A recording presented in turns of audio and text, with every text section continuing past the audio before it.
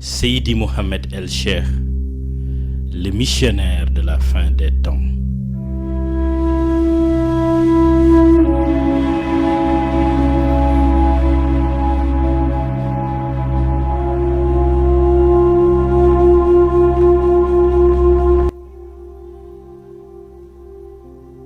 L'idéologie musulmane, dans son approche la plus profonde, considère l'apparition de l'imam al-Mahdi comme un signe majeur de la fin des temps, du fait du contexte dans lequel il apparaîtra. Cette pensée apocalyptique est sans doute conjuguée au signe précurseur de la fin des temps, dont l'imam al-Mahdi en question fera face. D'après l'enseignement prophétique, je cite, les signes de l'heure sont comparables à un collier de perles. Si celui-ci est rompu, les perles se suivent les unes après les autres. D'où la problématique de l'enchaînement des signes annonciateurs de la venue d'Al-Mahdi, dont il est légitime de citer la montée et la fréquence des catastrophes naturelles, lesquelles sont devenues comparables à l'étendue des nuages dans le ciel de par leur nombre pléthorique.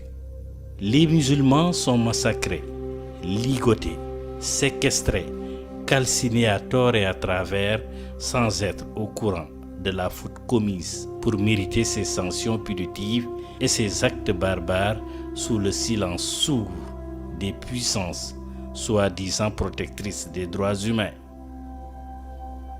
Dans ce système d'oppression et de terreur injustifiée, la riposte armée, nonobstant toute efficacité, ne sera pas la solution la mieux adaptée et la mieux partagée. Car à la surprise générale, le prophète Mohammed, paix et salut sur lui, prédit la victoire de ces peuples longtemps spoliés, affamés, meurtris par l'effet d'une mission de réconciliation pacifique d'un homme affirmant en ces termes que même s'il ne restait qu'un jour de la vie terrestre, Allah le prolongerait jusqu'à ce qu'il y envoie un homme des miens ou de ma descendance. Son nom correspond au mien et celui de son père correspond à celui du mien. Il répandra la justice et l'équité sur terre de la même ampleur qu'elle aura été pleine d'injustice et d'oppression. Conformément au présage de Seydi Ahmed et à la mission religieuse de l'imam al-Mahdi qu'il poursuit, Seydi Mohamed El Cheikh présente les caractéristiques de ce dernier missionnaire de l'islam. Retenez ces quelques points de preuve en guise d'exemple. D'abord, une cicatrice ressemblant à une feuille de myrte sur la joue gauche, précisément à côté de l'œil. Une élection de domicile dans une presqu'île où il a habité en premier, qui se trouve être Médina Cheikh, la cité des Lumières. En plus d'être un ouest africain à la peau noire, une beauté lumineuse à l'image du prophète Joseph, un tampon de la wilaya ouvert, déplié et couché, ayant une forme de ligne horizontale donnant l'image d'une flèche et situé entre les deux omoplates, plus près de l'épaule gauche, comme celui du prophète de l'islam. Une congrégation de fervents compagnons imputrescibles et très déterminés dans la cause de révolution des Lumières, comme il en était avec le prophète, paix et salut sur lui. La révélation d'une science ésotérique arrimée à une application rigoureuse des préceptes de l'islam et des principes de la tariqa tijane. Une mission en cours à une période minée par une division de la communauté musulmane, une fréquence d'injustice, de corruption et de violence gratuite. Les liens de consanguinité ne définissent pas exclusivement les critères d'appartenance à une descendance prophétique, puisque les valeurs essentielles sont plus représentatives au ciel que les valeurs traditionnelles. C'est sous cet angle que les messagers d'Allah, paix et salut sur lui, prophétisaient que l'imam des bien guidés serait de la lignée de ses descendants. Une interprétation ésotérique renseigne qu'une famille de sang n'était pas visée, mais plutôt une famille de lumière. Seydi Mohamed El Cheikh poursuit la mission universelle dévolue à l'imam al-Mahdi. À l'état civil, il porte le nom de Seydi Mohamed El Cheikh Ba. Traditionnellement, les élus de Dieu sont conçus comme des fruits juteux d'un labeur d'une mère dont la conduite est conforme au chemin de la droiture et de la rectitude. Sohna Binta Fall, la mère de Seydi Mohamed El Cheikh, ne peut être exclue de cette liste. Issue d'une famille reconnue pour leur attachement très solide à la religion musulmane et à la tariqa Khadiriya, Sohna Binta Fall doit sa réputation à sa sérénité et sa vertu. Elle a pu pousser tous ses enfants à maîtriser le Coran et à fréquenter l'école française malgré leurs conditions de vie modestes. La généalogie de cette sainte femme fait montre d'une architecture de saints hommes répartis entre le Sénégal et le Mali. Dans ce dernier pays, les aïeux de la mère de Seydi Mohamed El Cheikh sont considérés comme de véritables érudits ayant farouchement œuvré pour la cause de l'islam. Abdallah Kader Ba, père de Seydi Mohamed El Cheikh, trouve également son origine dans une famille khadriya aussi engagée dans la religion musulmane que celle de Sohna Binta Fall. Nombre de parents d'Abdel Kader Ba ont été qualifiés de waliyu, entendez, saint homme, pour leur sainteté remarquable. D'ailleurs, le père d'Abdel Kader Ba lui-même a royalement montré l'image d'un homme saint à telle enseigne qu'il a inspiré plusieurs de son entourage en matière de pratiques religieuses. Ce dernier s'était présenté devant la porte de la chambre de Sohna Binta Fall 3 jours avant qu'il soit rappelé à Dieu. Il regarda longuement la mère de Seydi Mohamed El Cheikh et pria avec ardeur pour celle qui l'avait ébloui par sa belle conduite et son exemplaire comportement. C'est quelque temps après sa mort que naquit Seydi Mohamed El Cheikh. Il se trouve alors que ce chantre acharné de la tariqa Tijaniya est écartelé entre 2 familles khadiriya et 2 parents d'exception. Il n'est pas alors étonnant de voir que depuis son bas âge, il soit toujours animé par le plaisir du zikr, de l'apprentissage et de la lecture du Saint-Coran. Il a toujours été fréquent dans les mosquées et se méfiait des tentations sataniques. Ce comportement admiratif que tout parent souhaiterait que son enfant puisse adopter n'est en réalité que la suite d'une série d'histoires que Sohna Binta Fall a vécues juste avant la naissance de Seydi Mohamed El Cheikh, ainsi que lors de son enfance. Dans un entretien, elle nous fait savoir que lorsqu'elle portait Seydi Mohamed El Cheikh, elle fut trop maladive. Elle en était trop inquiète, mais son inquiétude s'est dissipée toutes les fois que d'aucuns lui prédisaient que cette situation était du fait que l'enfant serait un fils prodigieux.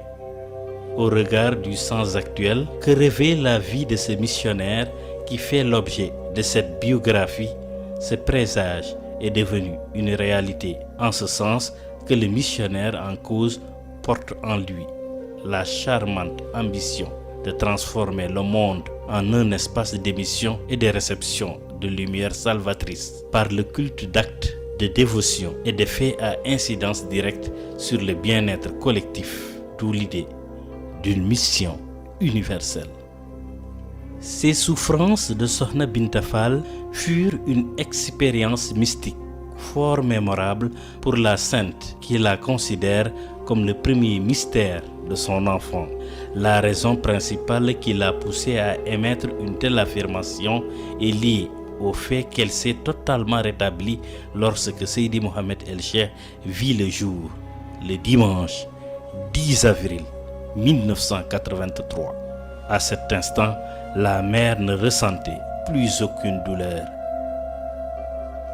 Dès les premiers jours après la naissance, alors qu'elle allaitait son enfant, Sohna Binta Fall vit un homme hors du commun descendre du ciel et percer le toit de la chambre en prononçant Allahu Akbar. L'homme était un arabe grand de taille dont la chevelure blanche tombait sur le dos, des yeux d'une luminosité surpuissante et une beauté légendaire. En réalité, il s'agissait de Mawlaya Cheikh Tidjani, le fondateur de la tariqa Tijaniya. Étant khadr, elle n'avait pas pu reconnaître ce dernier. C'est plus tard, en voyant les portraits de Mawlaya Cheikh Tidjani par le biais de son fils, qu'elle se rendra compte que c'était exactement lui qu'elle avait vu dans cette situation miraculeuse ainsi décrite. Elle continue encore de voir le père fondateur du tijanisme, surtout en rêve. Parmi ses rêves qu'elle nous a racontés, le grand Paul lui avait un jour demandé si elle était la mère de Seydi Mohamed El Cheikh. Elle émit une réponse affirmative. Il lui demanda ensuite de tendre la main et pria pour elle. Au-delà de ces mystérieuses rencontres avec Mawlaya Cheikh Tidjani, elle a l'habitude de lire l'avenir à travers ses rêves. Là ne se limitent pas les mystères de l'enfance de Seydi Mohamed El Cheikh. Il a passé une enfance particulière en ce sens qu'il était singulièrement distinct des autres enfants de son entourage. Il a commencé, avant son adolescence, à adorer le Seigneur toute une nuit durant. Pendant ces moments de méditation, son corps laissait couler une quantité de sueurs importante, reflet de l'état mystique dans lequel il se plongeait. Il pratiquait ses zikrs, souvent assis, parfois debout, afin de dissiper la pesanteur mystique qu'il ressentait. Ces séances nocturnes se répétaient jusqu'à se transformer en habitude. Malgré ce don si flagrant qui s'affichait sur lui, il continuait de vivre sa spiritualité en cachette. Toutefois, les membres de sa famille déchiffraient la spiritualité et le mysticisme qu'il nourrissait. Ceux qui l'interpellaient sur les questions d'avenir s'impressionnaient de voir que ses prédictions se réalisaient conformément à la réalité des faits présagés. Plus son âge avançait, plus il s'attachait à la dévotion. Son observance des règles de la religion lui collait la réputation de sunnite fortement soumis à la rigueur de la prière, assujetti aux règles établies dans le Coran et sensible à l'amour de la méditation. Ce parcours dévotieux a été une réalité jusqu'au jour où il rencontra son maître Mawlaya Cheikh Tidjani le 10 avril 1997 à Misra, un quartier situé dans les faubourgs de la commune de Saint-Louis. Cette rencontre marquera le sacre d'un khalife primordial de Mawlaya Cheikh Tidjani qui, ce jour même, lui donna le wird de sa tariqa et lui conféra la charge et la responsabilité d'assurer la continuité et la protection de cette voie. Cette scène de consécration du jeune khalife s'est déroulée en présence de Cheikh Al-Haji Omar Foutiyou Tall, le pôle dirigeant des élus de la catégorie Miftah. Ainsi s'amorça une mission qui vise le monde. Il s'agit d'une mission dont la finalité première est de rétablir l'ordre au triple sens de justice, d'équité et de paix. Les étapes de sa réalisation traduisent une cohérence architecturale dans la logique du maître du jeu, Seydi Mohamed El Cheikh.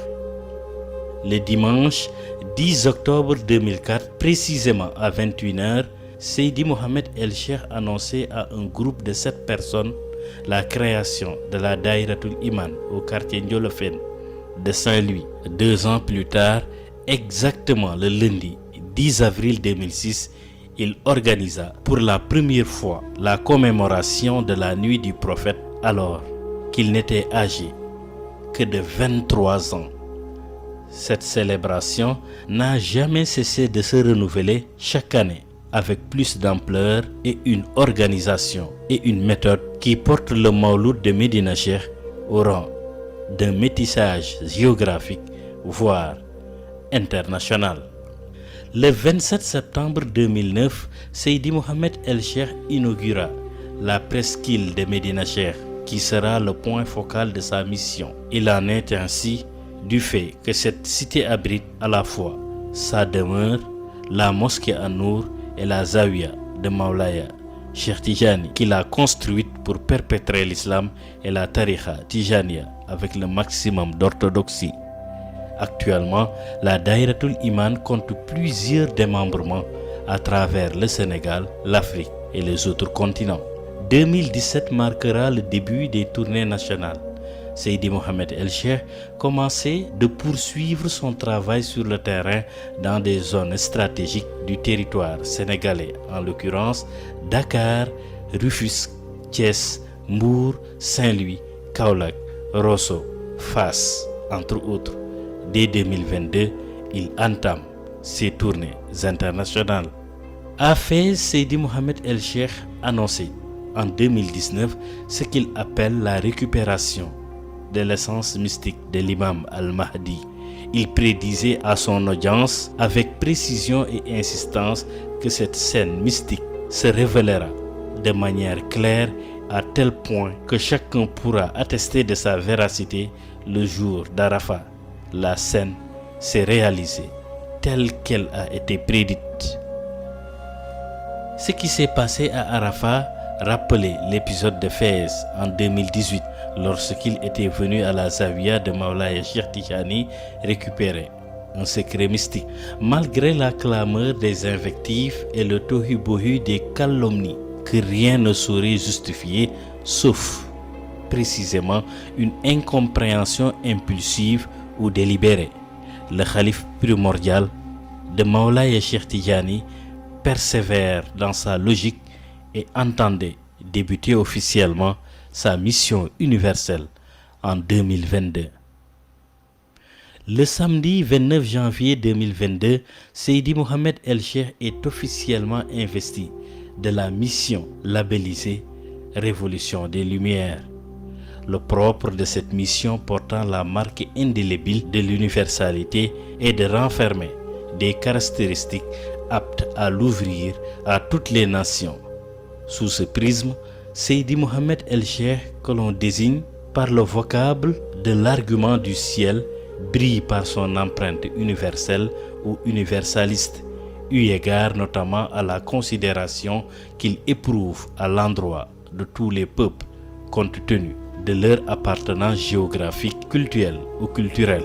La révolution des Lumières est donc rétive à toute limite frontalière. C'est dans ce contexte que la mission de Seydi Mohamed El Cheikh porte l'empreinte d'un hymne qui retentit à chaque fois que l'imam al-Mahdi, alayhi salam, qui est un homme de terrain, se déplace dans une localité pour faire passer les messages universels dont il est le dépositaire. C'est la raison pour laquelle l'hymne de la révolution des Lumières, Allahu Nouru la ilaha illallah, a été entonné et continue toujours de l'être dans tous les continents par les compagnons du Mahdi. Cet hymne propre aux missionnaires de la fin des temps porte un message universel qui fédère autour d'une réalité acceptée par toutes les religions célestes, l'existence d'un Dieu unique créateur des univers. À un double niveau, l'année 2025 marque un tournant décisif de la mission échue à Seydi Mohamed El Cheikh. D'une part, cette année a vu naître une organisation interne dénommée Jeunesse Consciente. Elle regroupe une génération de compagnons engagés, corps et âme, à se soumettre aux directives exclusives du guide de la Révolution des Lumières. Ils mettent sur un piédestal l'idéologie de la mission universelle et mettent à côté toute entité matérielle et immatérielle, spirituellement inapte à les servir et à les desservir. D'autre part, l'année 2025 a marqué la construction de la mosquée An-Nour au sein de la Cité des Lumières, sur instruction de Maulaya Cheikh Tijani après la Wazifa mythique tenue sur les lieux à la date du 10 avril 2025 à 13h30 exactement. La réalisation effective de cette mission relève d'un labeur de longue haleine, puisque son échéance est prévue en 2075.